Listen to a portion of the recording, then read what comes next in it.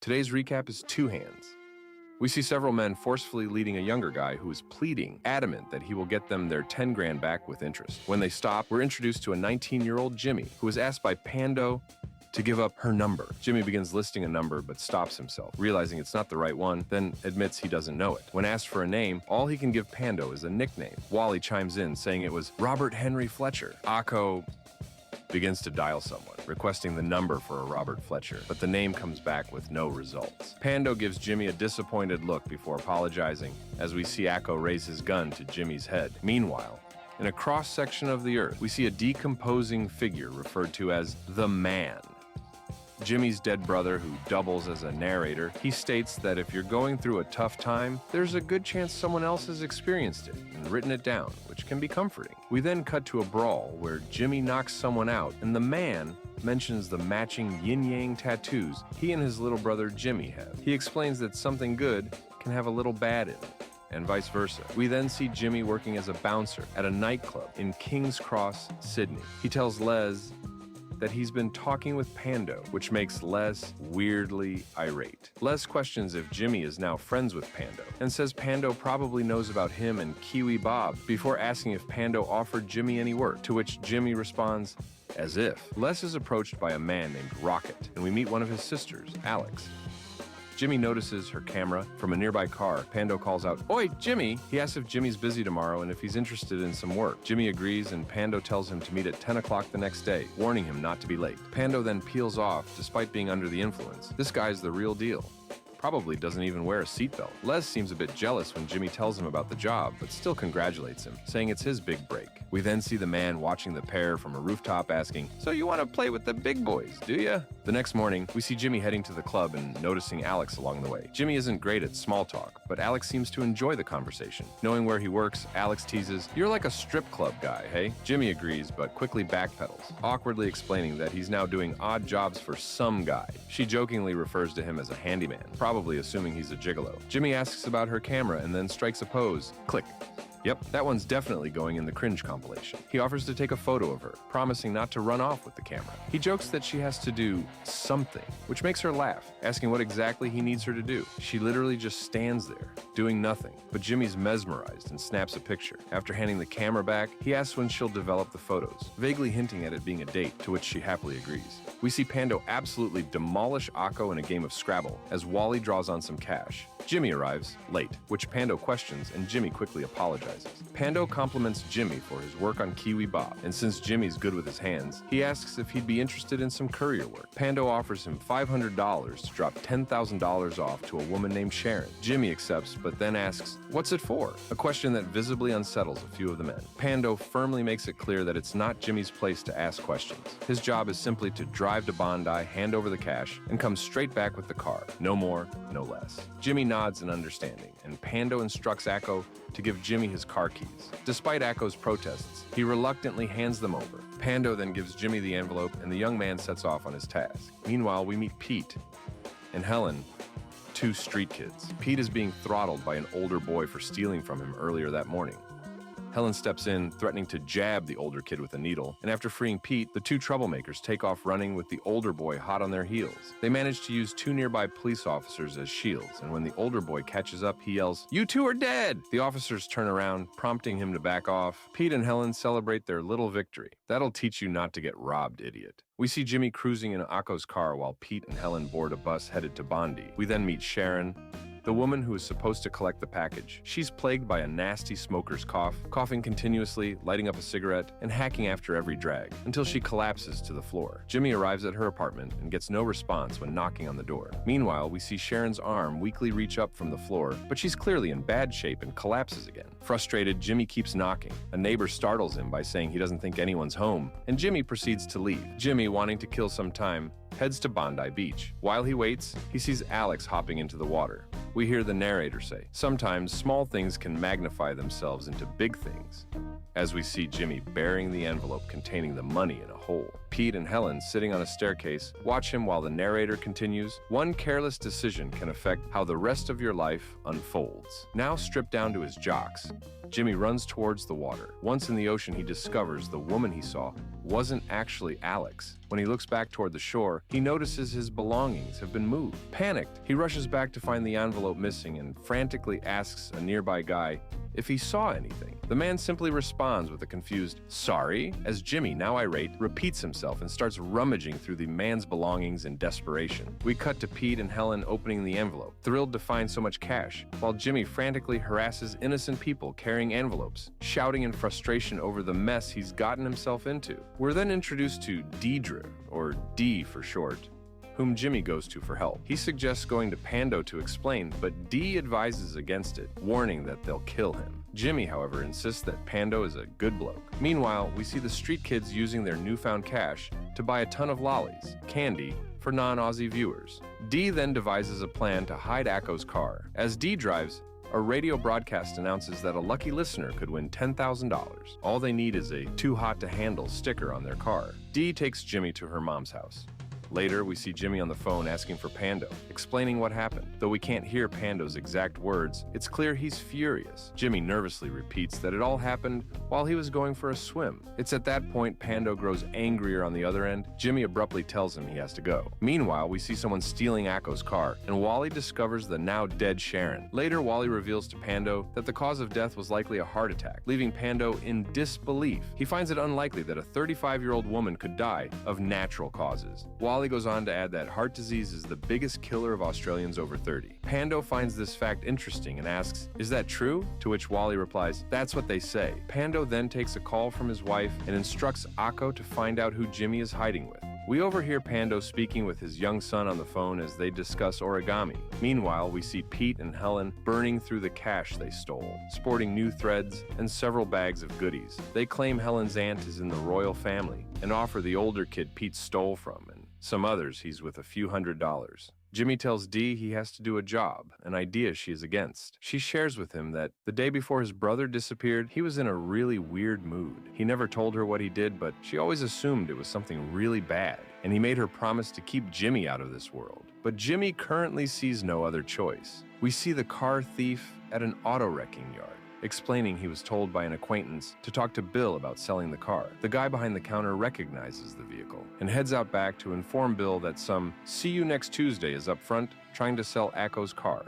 Bill then makes a call. We see Akko flying through the streets on his way to the wrecker. Meanwhile, the street kids are chatting when Pete, who crosses the street without looking, is hit by a car right in front of Helen. Wally appears to be in shock, while Akko looks annoyed by the damage to the car. Helen can only look on in distress. Akko grabs the boy's lifeless body and moves it out of the way. Telling a conflicted Wally to get back in the car, Wally looks guilty as he locks eyes with a disapproving Helen. The young girl mourns over the body of her dead friend. I cannot help but point out the similarity to the Family Guy death pose. Moving on, Akko and the boys arrive and teach the car thief a lesson by chaining him to a car engine and dumping him into a body of water. Shouldn't have committed grand theft auto, buddy. We meet Waz and a mate of his, who considers Pando a dead shit and doesn't associate with him due to the things he's heard. He asks Jimmy if he knows how to shoot. Jimmy tells him he does, and that he also knows how to box. Waz's content with his skill set walks him through the ins and outs of a bank robbery. Dee walks them through potential targets, and Waz picks out a winner. Jimmy, somewhat out of his depth with all of this, just agrees. The robbery is set for tomorrow, and Dee offers to look after Waz's kids, while his mate is tasked with sourcing cars for the job. We see Helen back at the site of the incident, approached by an officer who questions what she saw. However, Helen walks away without saying a word. Looking for someone named Ron, she bribes a man to be let in to see him, handing a guy a $100 bill that Wally had sketched on earlier. He's amused by the note and lets her in. We see Alex getting ready to go out, making her way to the door after hearing someone knock. It turns out to be Lise, who's there looking for her brother. However, he isn't there, and he suggests waiting inside for him, so she lets him in. He engages in small talk with her, but the thing is, the man is cringe. He appears to be on something and is coming on just a little too strong. Alex is clearly uncomfortable and disinterested, but that doesn't stop him from asking her out repeatedly. Thankfully, she has an out as the home phone rings. It's Jimmy. Les listens as she talks, and despite Jimmy's reluctance to make plans given his current situation, her disappointed tone prompts him to suggest the Star, which is a pub in Chinatown. As she hangs up the phone, she says, "Goodbye, Jimmy," which Les overhears. We see Akko having trouble finding bullets, and we cut to the man in the laundry, who looks towards a basket. Akko hears a noise and goes to investigate. Turning on the light, he finds no one there. After picking up the basket from the floor, he discovers a couple of bullets coated in washing powder. He cleans them with a sock and loads them into his gun. Meanwhile, we find an on-edge Jimmy meeting up with Alex, who shows him the photos they took. At some point, Alex asks what Jimmy wanted to do as a kid, and after telling her he wanted to do something with his hands, she suggests speaking with her uncle, who has been looking for an apprentice, an idea Jimmy is receptive to. Les sees the lovebirds at the pub and calls Akko, informing him of Jimmy's location. We see Pando doing origami with his son before taking a phone call about Jimmy's current whereabouts. We cut back to Jimmy, who asks Alex when she'd be able to talk to her uncle. She entertains this and says tomorrow. Jimmy asks what about tonight? Remember, this is their first date. She sarcastically asks if he's keen to get out of town or something, and Jimmy changes the subject, recognizing a man she took a photo of earlier, pointing out Les in the background. She comments on her dislike for Les and mentions him being at her place when Jimmy called. This freaks Jimmy out, who stands to see Les pointing them out to Akko. He and his boys enter the pub, but Les notices Jimmy and Alex down the street and decides to follow them, making a call as he does so. As Les follows, his phone dies just as the lovebirds board a monorail. Les steals some change from a busker in order to use the payphone, throwing the man's instrument to the floor when confronted, significantly damaging it. The musician bonks Les over the head with the now broken saxophone, knocking the rat out before he can update Akko on Jimmy's location. Alex wants to know what the deal is, and Jimmy explains the situation. She asks what's stopping him from just running away and leaving everything behind. He can't answer that question and then asks if she would come with him. They then share their first kiss. It turns out Akko is following them from below. After making their way off the monorail, Jimmy notices an idle car, and as he tries to get a better look,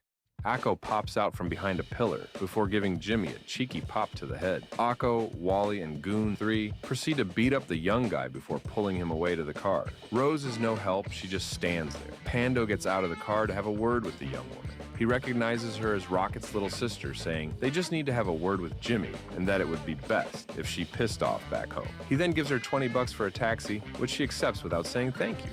Talk about ungrateful. Jimmy tells Pando about the job, but he explains that the last time he let someone go, they ran straight to the police. He doesn't plan on making the same mistake twice. Meanwhile, we see Helen has bought a gun and is still distraught over losing her friend. We then find ourselves back at the scene that took place at the beginning of the film. The man watching from a distance.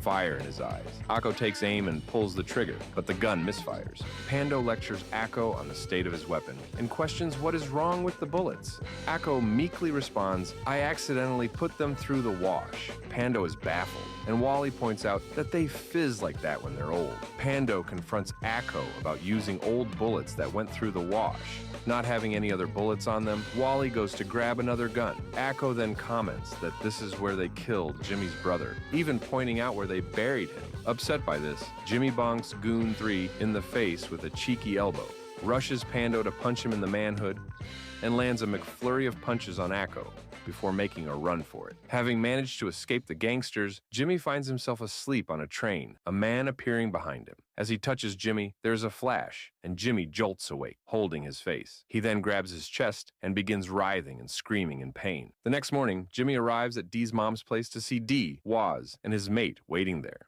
Dee asks if he's okay and if he's up for today's job. Jimmy provides her with an unconvincing yeah. He changes in the car ride over as Waz babbles on.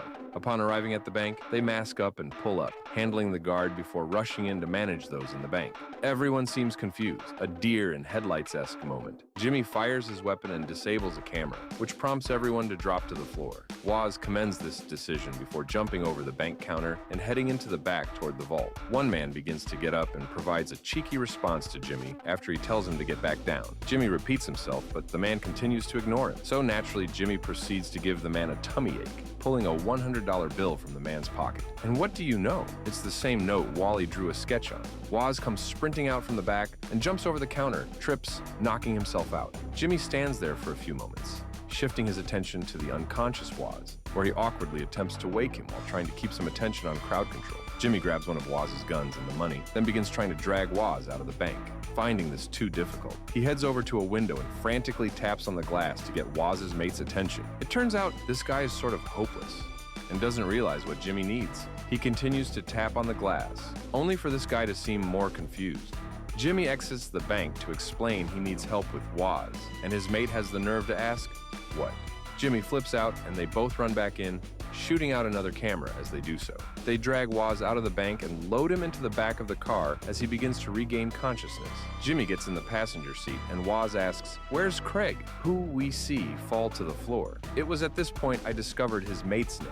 In that moment, Jimmy turns around to see two police officers who begin to fire at the car. Waz gets up to return fire and successfully hits one of the cops. As Jimmy tries to drive away, it turns out the car has been disabled due to one of the tires being busted. The duo decides to hop out, and we confirm Waz's mate is now dead. I refuse to call him Craig.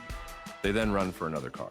Waz goes to steal a soccer mom's van, but Jimmy says, "Not her, him," opting for a business-type guy instead. After taking his car, we can hear the radio announcing the winner of the $10,000 Too Hot to Handle sticker prize, which turns out to be the very car they find themselves in. The spotter pulls up alongside them, and Jimmy ends up running them off the road. Having made it back to Dee's mom's place, they divide the spoils, and Waz proposes a moment of silence for his mate. As they do so, one of Waz's kids fires a shotgun, and his father tells him off, saying Dad's got a splitting bloody headache. Jimmy takes his cut and heads off. He arrives at Pando's club and is tackled to the floor as he tries to grab the money from his waistband. Things get a little hectic pretty quickly.